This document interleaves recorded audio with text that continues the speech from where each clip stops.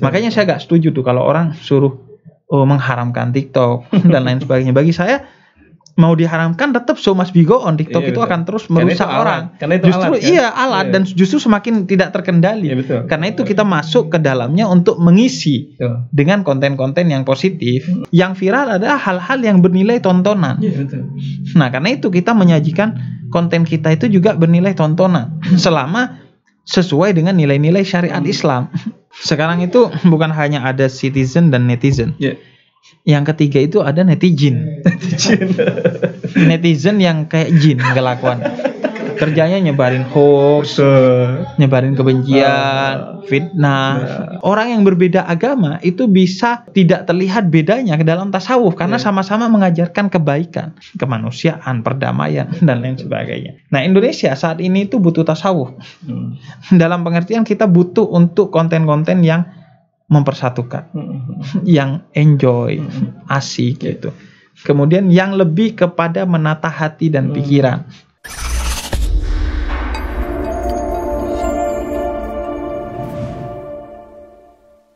Assalamualaikum warahmatullahi wabarakatuh.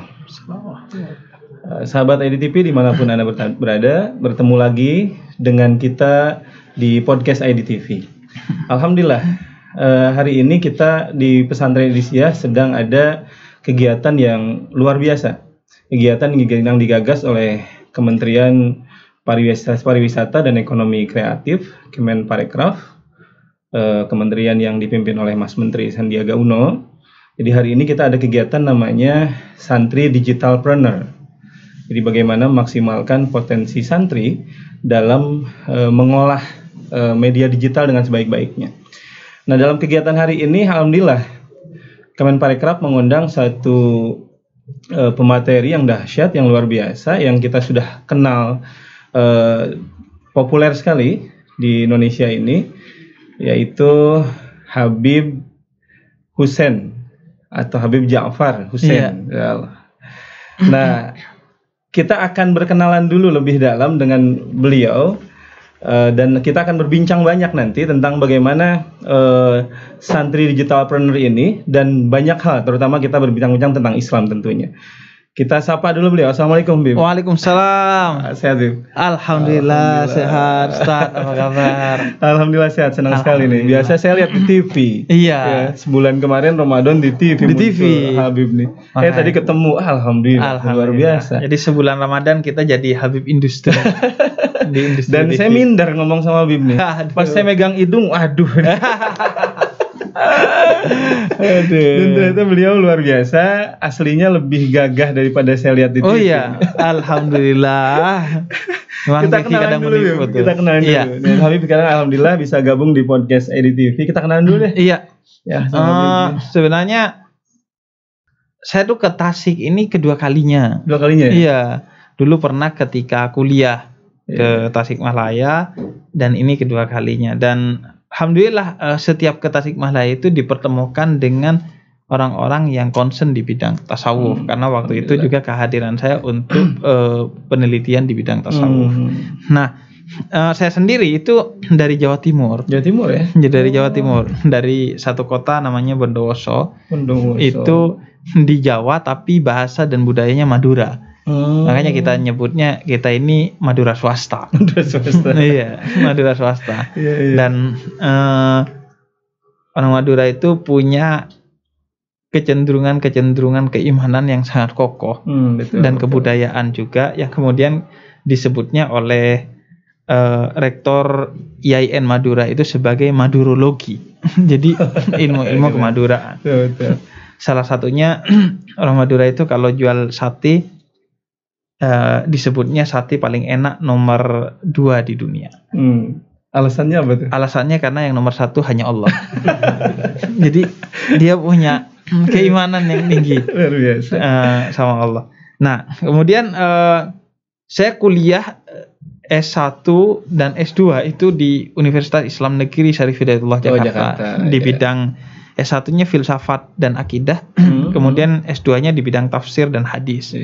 Jadi menyelesaikan di sana, dan kemudian dari masih SMA awal itu sudah menjadi penulis. Jadi menjadi penulis karena ayah juga seorang penulis, kakak saya juga seorang penulis. Akhirnya saya ke-trigger lah menjadi penulis. Tulisan pertama saya itu di salah satu majalah Islam di Jawa Timur, yang itu saya kelas 1 atau 2 SMA. Dan udah itu mulai itu nulis ya. Udah mulai nulis tentang kisah sahabat Nabi. Kemudian saat itu saya di pesantren dan honornya itu ditaruh di tempat tulisan kita di majalah. Jadi kita dikasih disebutnya dulu itu nomor terbit. Bahwa tulisan kita nomor terbitnya segini, dikirim. Pas dibuka 100.000. Dulu itu. Padahal itu tahun 2003 lah. Atau 2004. Padahal uang saku kita itu sebulan di pesantren 75.000, Ustaz. Biasa. Bayangin dapat 100.000 ditambah uang saku kita yang 75.000. Nah, bulan itu saya itu jadi crazy rich pesantren. Jadi langsung kayak mendadak karena itu. Nah, dari sana kemudian menulis terus. Selama 16 tahun sampai detik ini saya menerbitkan diantaranya 2 buku, Seni Merayu Tuhan yang terbaru dan sebelumnya Tuhan Ada di Hatimu.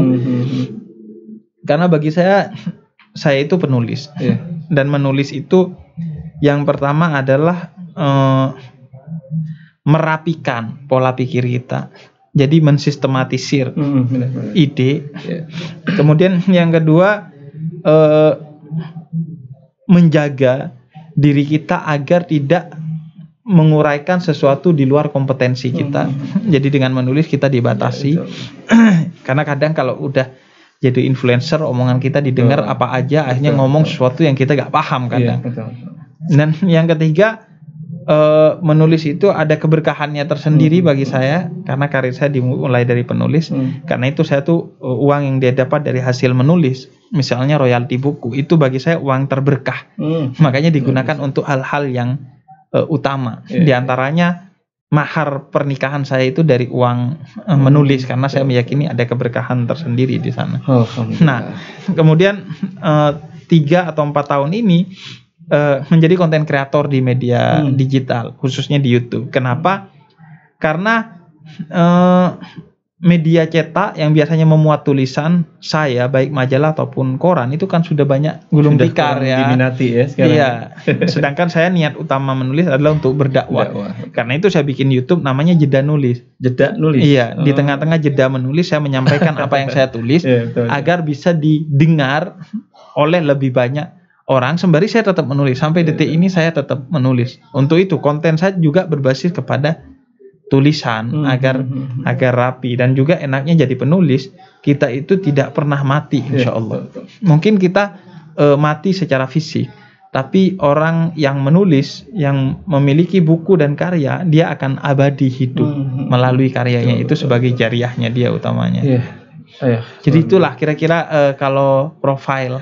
Iya betul, luar biasa di usia yang masih relatif muda sekali. Habib sudah banyak karya yang dihasilkan dari awal seorang penulis, lalu akhirnya sekarang mengalihkan tadi, kalau bahasanya tadi jeda nulis. Nulis sekarang memang zamannya mungkin sudah agak bergeser. Sehingga Habib sekarang mulai masuk ke konten kreator yang isinya adalah dakwah itu sendiri ya. Betul dakwah itu sendiri. Nah, sekarang kita bicara tentang ini, Habib. Kita bicara tentang kegiatan yang sekarang sedang berlangsung ini, Santri Digitalpreneur yang digagas oleh Kemenparekraf. Ini kan satu program yang luar biasa bagus sekali ya. Luar biasa bagus. Nah, Habib sebagai orang yang nyemplung langsung di dalamnya gitu. Udah basah kita di dalamnya. Nyemplung langsung di dalamnya, jadi konten kreator loh. Jadi bukan hanya memikirkan kontennya aja, tapi juga mengisi langsung gitu.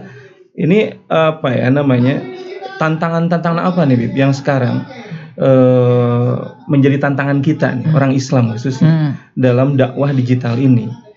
Iya, tantangannya pertama adalah bagaimana mengisi platform digital yang bukan dibuat oleh kita dengan konten kita. Karena kan yang bikin ulangi, bukan dibuat oleh kita, tapi konten kita. Platform itu kan nggak dibuat oleh kita, oleh Mark Zuckerberg, Facebook, oleh semua itu bukan kita kan.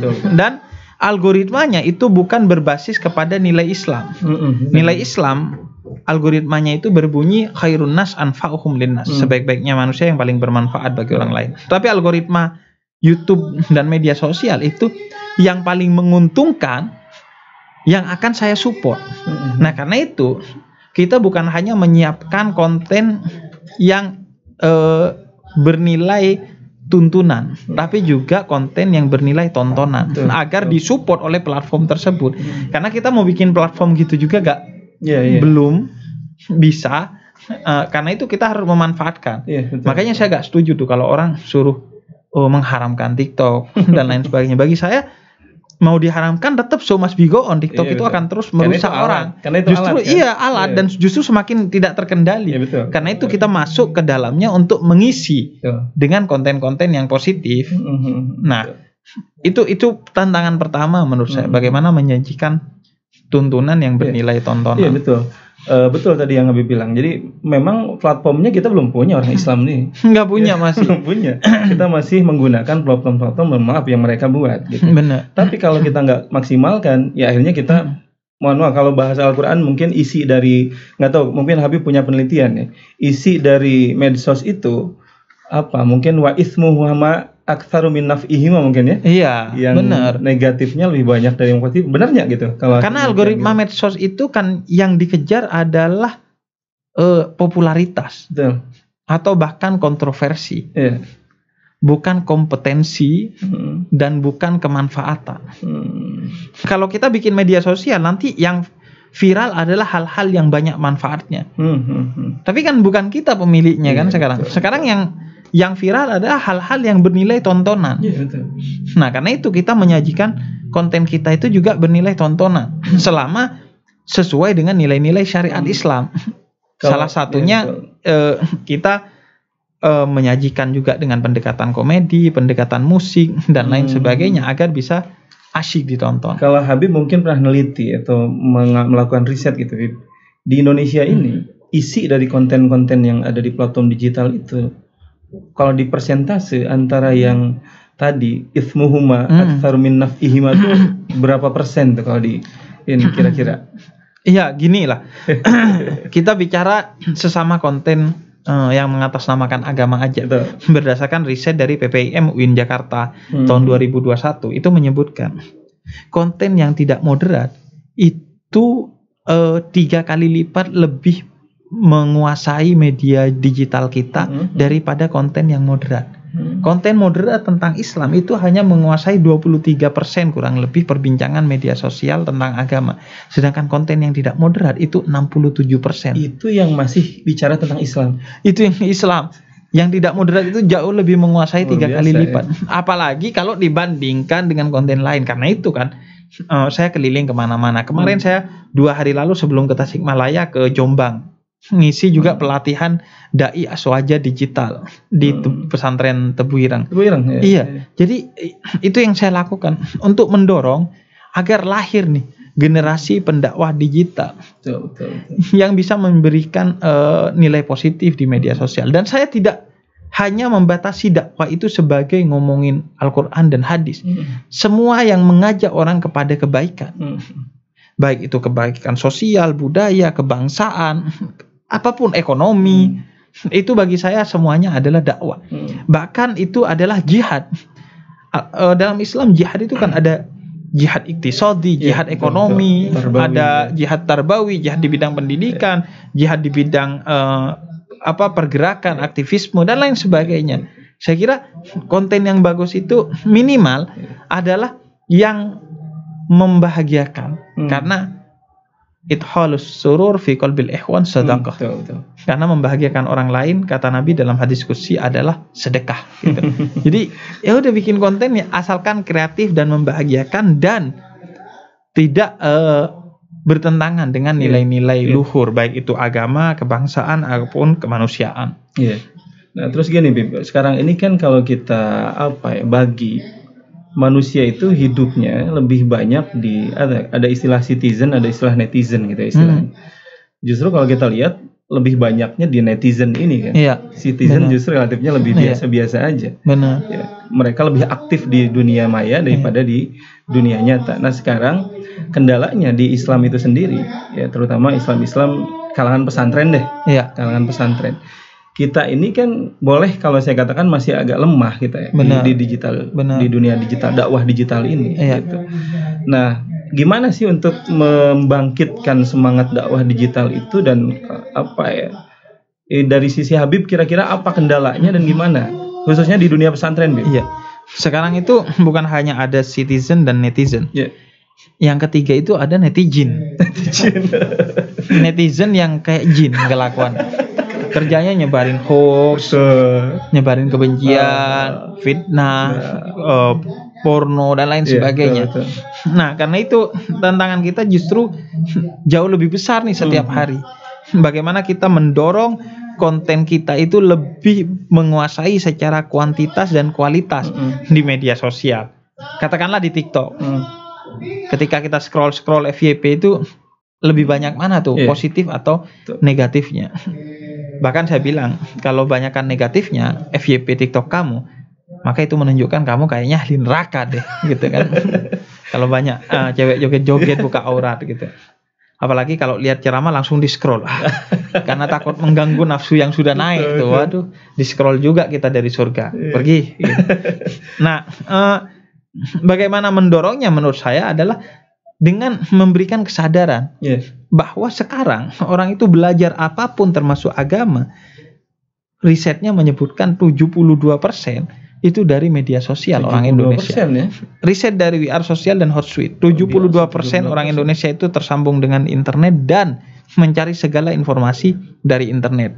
Agama dalam riset PPIM UIN Jakarta 2021 itu 60 sekian persen. Orang belajar agama dari media sosial. Makanya saya suka bilang bahwa saya ini kan nggak punya potongan jadi wali kutub ya. Jadi ya minimal wali YouTube aja lah gitu ya. Agar bisa memberikan nilai positif melalui YouTube. Ya kita kan bicara tadi di pesantren khususnya ya. Jadi bukan di umat Islam secara umum, kita bicara tentang pesantren. Jadi di kalangan pesantren itu kenapa masih banyak yang enggan memaksimalkan media digital? Karena salah satunya tadi nilai-nilai tabarruknya misalnya. Benar. Lalu kemudian ini juga terjadi loh, Bib.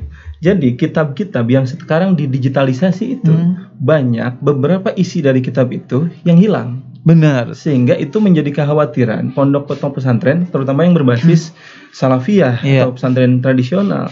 Nah, kira-kira gimana nih kita harus mengatasi kekhawatiran pesantren-pesantren ini dan bisa dakwah? Karena mau nggak mau sekarang kan kok zamannya sudah seperti ini. Iya, pertanyaannya, kalau kita hanya khawatir, keadaan tidak berubah. Pertanyaan kedua, kalau kita bersifat sentimen melihat kitab yang tidak disebarkan dengan baik di digital, bahkan ada yang dihilangkan. Kalau kita biarkan, ya itu so must be go on, itu akan tetap berjalan. Seperti TikTok tadi, konten negatifnya akan tetap berjalan. Karena itu kita perlu punya laboratorium digital di pesantren. Karena itu saya mendorong pemerintah dalam hal ini, misalnya Kemenparekraf yang saat ini menjadi inisiator acara ini. Saya mendorong itu one pesantren, one studio. Seperti yang dimiliki oleh pesantren Idrisiyah ini. Jadi ada studio di mana santri memiliki tempat infrastruktur untuk kemudian mengekspresikan dakwahnya. Kayak labnya gitu ya. Dan sekaligus menjadi lab. Misalnya ada sesuatu yang salah dari digital kayak tadi kasus kitab dan lain sebagainya, penelitiannya di sini. Karena sekarang pusatnya itu di sana. Kalau kita gak punya kesadaran bahwa dunia kita sudah berubah menuju digital age, zaman baru yang disebut zaman digital, maka kita akan ketinggalan zaman. Dan akhirnya Islam sebagai agama yang sholihun likulli zaman itu tidak termanifestasi. Akhirnya Islam itu ketinggalan zaman. Padahal Nabi meminta Islam itu harus terus bergerak mengikuti zaman untuk mewarnai zaman, bukan diwarnai oleh zaman. Jadi Islam tuh kalau bahasa lain peka zaman. Jadi masuk ke semua zaman gitu ya Islam. Dan itu kan Islam itu kan kata benda bukan kata kerja. Jadi dia harus terus bekerja, beradaptasi. Islam juga bisa mayoritas di Indonesia kan karena beradaptasi dengan budaya Indonesia yang dilakukan oleh Wali Songo. Adaptif itu sifat utama Islam menurut saya.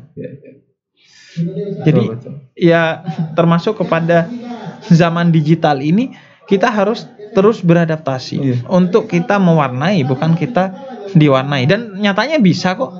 Kan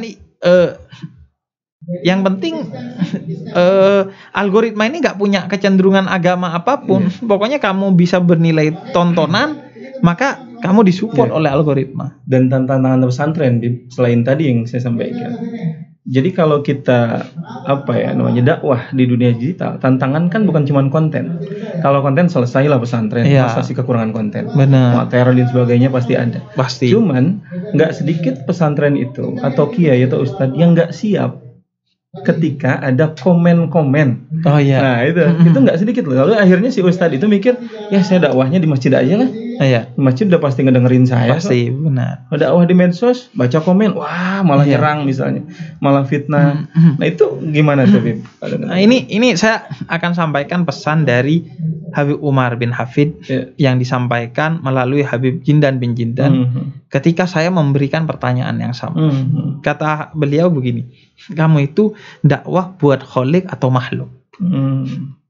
Kalau kamu dakwah buat makhluk, komentar itu akan mempengaruhi kamu.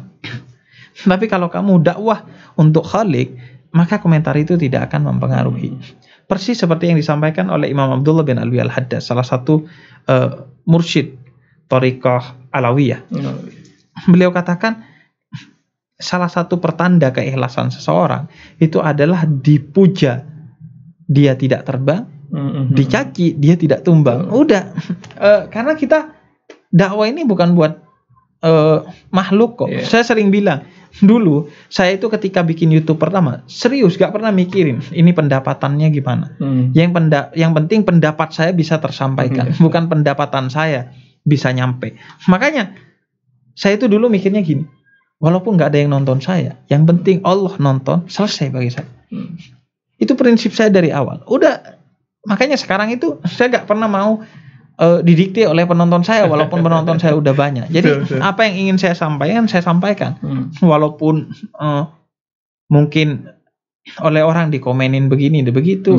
Ya gak peduli lah. Dan gak ada ujungnya kalau kita dengerin komen-komen orang. Gak ada ujungnya. Kita baik dikomentarin, kita jelek dikomentarin. Makanya kita diajarkan kan oleh Nabi dalam salah satu riwayat bahwa kalau ada orang yang ngomong yang gak baik, ghibah dan lain sebagainya, pergi. Karena kenapa? Gitu ya? Tinggalkan. Karena kenapa? Karena telinga itu satu-satunya organ kita yang tidak bisa ditutup oleh diri kita secara aktif. Kalau mata kan tinggal merem. Makanya dalam surat Nur 30 dan 31 kalau ngelihat yang haram nunduk aja atau merem aja. Kalau kuping susah. Mulut juga gitu kan, bisa ditutup. Nah kuping gimana? Masa orang nongkrong gitu mau gini kan, gak sopan kan. Nutup sendiri juga gak bisa. Karena itu yaudah kita gak punya kesempatan dan gak punya kekuatan untuk nutup semua mulut orang. Udah ginilah, semakin dikomenin gak enak. Kalau itu benar jadi masukan buat kita yang itu konstruktif. Kalau itu gak benar jadi pahala buat kita yang juga konstruktif di akhirat kita. Iya betul. Oke, balik lagi Bib tadi ke kaitan dengan pesantren. Saya sih lagi-lagi ke pesantren Islam, tapi lebih dikhususkannya ke pesantren karena saya sehari-hari di pesantren dan dakwah digital ini memang sekarang ini kalau boleh dibahasakan sudah menjadi keniscayaan, keharusan gitu. Jadi kalau kita nggak memaksimalkan, nggak menggunakan itu, kita ketinggalan. Itu lebih baik kalau sekarang nggak ini. Nah, sekarang kita minta ini dari Habib apa kayak tips gitu ya, tapi singkat gitu. Jadi biar kita ini orang-orang pesantren ini nanti yang ngedengerin acara podcast ini nggak ragu lagi ketika dia akan dakwah digital. Dengan konten seadanya, dengan alat seadanya, dia mulai berani berdakwah secara digital gitu. Iya, intinya gini, kalau kamu bisa menyajikan konten yang bagus, maka konten itu yang bekerja untuk kamu. Dari konten yang bagus, penonton datang, pendapatan datang, dan semuanya. Tapi kalau kontennya nggak bagus, kamu yang bekerja untuk konten, di-share kemana-mana, orang dipaksa suruh nonton. Capek akhirnya. Dan kuncinya bagi seorang santri untuk menjadi konten kreator dakwah digital itu adalah jangan membayangkan bahwa yang mendengarkan kamu itu adalah santri. Karena 62% anak muda di Indonesia yang menjadi konsumen platform digital itu hanya 1,5% yang santri atau 4 juta dari 62% jumlah hanya berapa tadi? Gen Z dan generasi milenial hanya 1,5% atau 4 juta dari kalangan santri yang santri. Nah kadang santri ini kalau mau konten masa ngomongin hal yang cetek-cetek, apa kata santri lain yang teman saya. Biasalah kan kita pengen gak terlihat bodoh ya di mata orang. Tapi akhirnya nggak jadi itu konten. Atau dia bikin konten tapi tinggi, bahasanya tinggi, temanya tinggi, seolah-olah yang dengerin santri. Padahal yang dengerin sholat subuh aja jam 7. Wudhu aja masih peletar-peletot gitu. Makanya konten-konten dasar tentang agama, khususnya di bidang fikih, itu dalam survei Al-Fara tahun 2019 paling diminati. Cara wudhu, cara baca Quran, ilmu tajwid. Dan itu disampaikan tidak dengan serius gitu ya? Disampaikan dengan gaya yang bernilai tidak serius gitu. Tontonan. Iya, betul. Asik gitu. Karena memang hasil survei juga ternyata netizen Indonesia itu nggak tahu, mungkin yang lain di luar negeri juga sama, mungkin cara nggak suka apabila tayangan itu terlalu serius. Bener, kalau terlalu menggurui. Iya. Itu karakternya gitu ya. Iya, karena netizen Indonesia itu sukanya yang good looking. Nah, good looking ini sering diartikan penceramahnya tampan atau cantik, padahal nggak juga. Good looking itu artinya menarik secara visual, termasuk sebagai satu tontonan gitu. Iya. Ya, saya pernah dengar Ridwan Kamil. Dia cerita bahwa Indonesia ini netizennya kalau kita bikin konten-konten atau status yang serius, itu malah yang komennya dikit. Apaan? Ridwan Kamil nyontoin, dia waktu jadi wali kota Jawa Barat bikin, ayo warga Bandung kita raih Adipura, buang sampah pada tempatnya. Yang komen dikit. Iya. Akhirnya dia rubah redaksinya. Ayo kita raih Adipura, buang sampah pada tempatnya, buang mantan pada itu yang komennya ribuan. Benar. Padahal cuma gitu doang. Iya, benar. Jadi bagaimana kreativitas kita dalam menyajikan konten itu penting. Karena gini kan, hidayah itu kan satu akar kata sama hadiah ya. Maka sebagaimana memberikan hadiah harus dibungkus pakai kertas kado yang indah. Betul. Maka konten juga gitu, dibungkus dengan sajian-sajian yang asik gitu, agar orang nggak ngelihat apaan sih ini gitu. Kalau nggak di syukur-syukur nggak diblokir gitu sama netizen.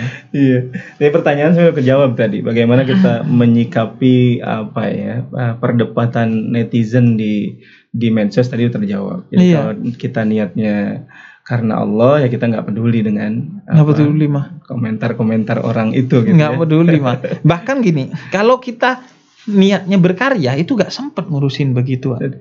Serius nggak sempet.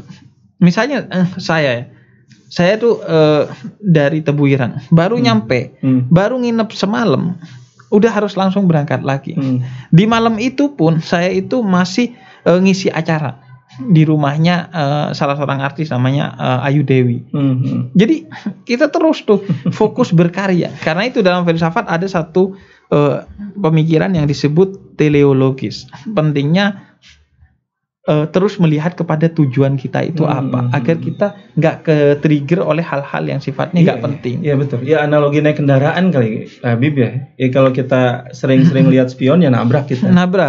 Lihat spion kan sekali-kali aja. Bener. Kan? Atau kalau nggak fokus sama tujuan, misalnya saya nggak fokus untuk nyampe jam sekian, akhirnya ada orang jual somai, kita berhenti. Ngelihat orang jual kelapa di kanan, kita berhenti.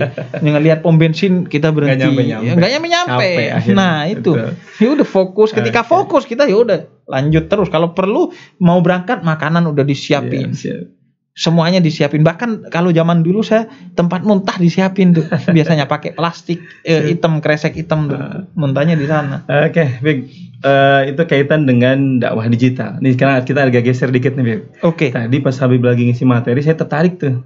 Ada satu slide judulnya Indonesia butuh tasawuf. Betul. Saya tertarik, luar biasa nih. Iya.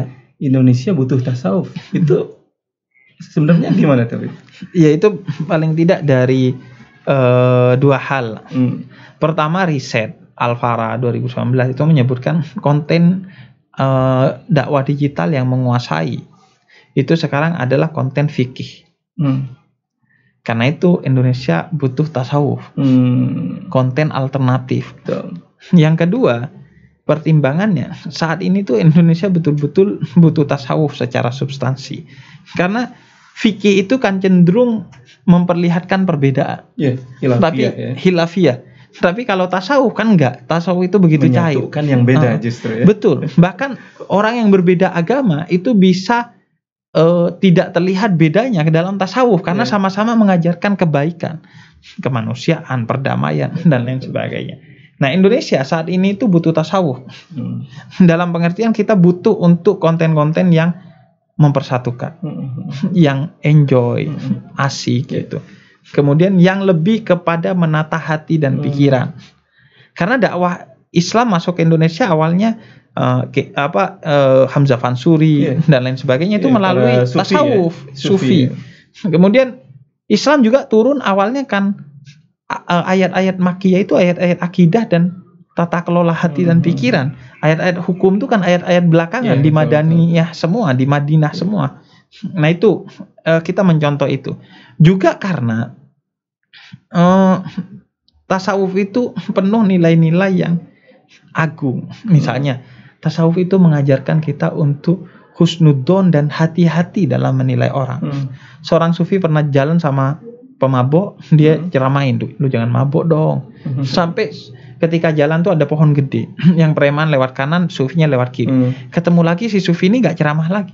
Terus kata si premannya, kenapa gak bacot lu sekarang? Dari tadi ngebacot terus katanya. Kata dia, lah tadi kamu itu di mata saya preman karena saya ngelihat kamu ketika mabuk.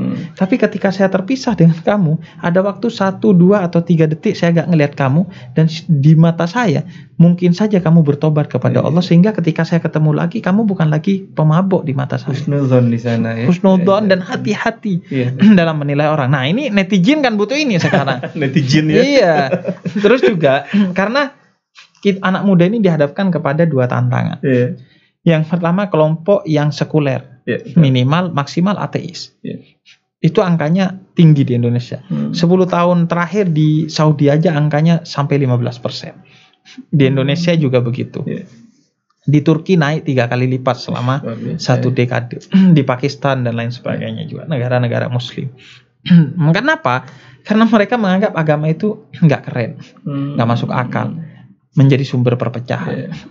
Maka kita butuh tasawuf untuk dakwah ke mereka.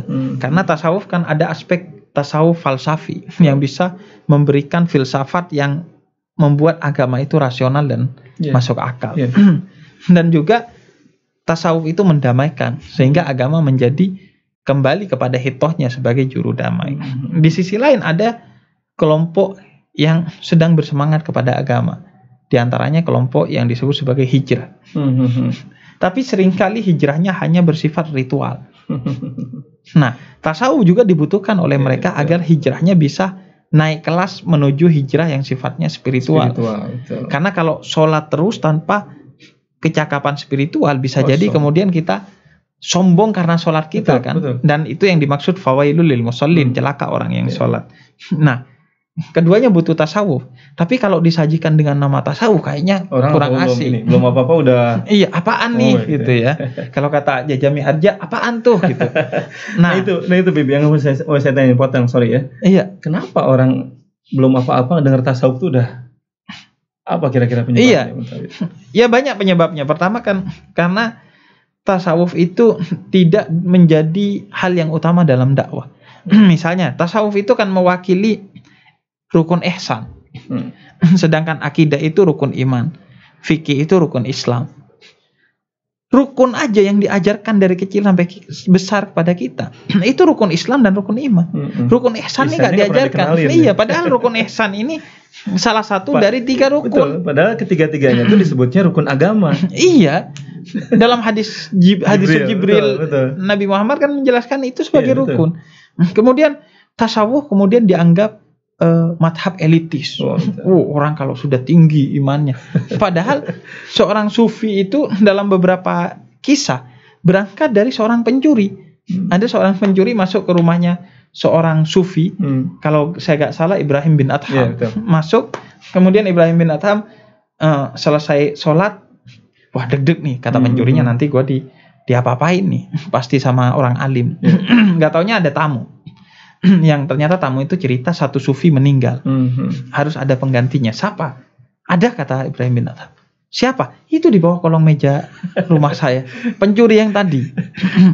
Akhirnya pencuri itu kan nervous ya. Akhirnya dia menjadi seorang sufi karena husnudzonnya Ibrahim bin Adham. Juga sufi itu enaknya adalah dia rehabilitatif, bukan menghukumi. Kalau ada orang salah, gimana caranya kayak tadi pencuri, dia tobat. Jadi, bukan dicari-cari kesalahan, bukan bukan menghukumi. Hukum kan urusannya fikih. Betul. Sufi itu gimana sekiranya setelah dihukum dia jera dan berubah menjadi baik. Nah, sekarang gini, Bib, ini kaitan tadi nyambung ke tasawuf. Kita sambungkan lagi sama media digital. Menurut penilaian Habib, atau menurut yang Habib lihat, konten-konten tasawuf atau bahasa Habib ngobrol sama saya tuh cinta apa? Islam cinta. Jadi kita format bukan tasawuf, Islam cinta agar cocok. Konten-konten tasawuf atau Islam cinta sekarang yang ada di Indonesia ini sudah sebanyak apa atau masih sangat kurang sekali? Yaitu risetnya menyebutkan masih 3 kali lipat lebih sedikit dan lebih tidak menarik dari konten yang tidak moderat. Jadi tentu ini tantangan kita. Betul. Bagaimana kemudian memasifkan secara kuantitas dan kualitas. Alhamdulillah. Luar biasa. Walaupun singkat nih, tapi banyak ilmu yang kita dapatkan, banyak yang bisa di-share ke orang lain. Tapi terakhir, Bib. Habib baru pertama kali ke Idris ya sini. Baru pertama kali. Boleh dong terakhir kesannya untuk Pondok Pesantren Idris ya, terakhir. Sangat berkesan karena saya seorang yang sangat terkagum kepada tasawuf, dan ini Pondok Pesantren Tasawuf. Kemudian saya juga sangat terkesan kepada adab santri-santrinya ketika saya masuk. Kemudian kebersihan dan kerapiannya. Nah, kita anak pesantren, kita tahu lah pesantren. Di sini rapi, bersih, dan kemudian ya maju karena saya tadi diberi banyak buku karya para mahasantrinya, kemudian punya studio sendiri di bidang digital. Itu kesan-kesan pertama dan utama yang saya dapatkan dari pesantren Indonesia. Dan kami harap Habib ini datang ke sini bukan untuk yang terakhir, tapi akan terus berkunjung, Insya Allah. Sharing nanti bersama santri, berbagi ilmu, berbagi pengalaman. Amin. Dan terima kasih sekali, Bib. Terima kasih sudah waktunya. Ya, pemirsa IDTV dimanapun Anda berada, demikianlah bincang-bincang santai kita dengan Habib Hussein Ja'far Al-Hadar, yang beliau baru saja berkunjung ke Pondok Pesantren Indonesia. Mudah-mudahan diberikan manfaat untuk kita semuanya. Dan sampai jumpa di podcast IDTV di episode berikutnya. Terima kasih. Assalamualaikum warahmatullahi wabarakatuh.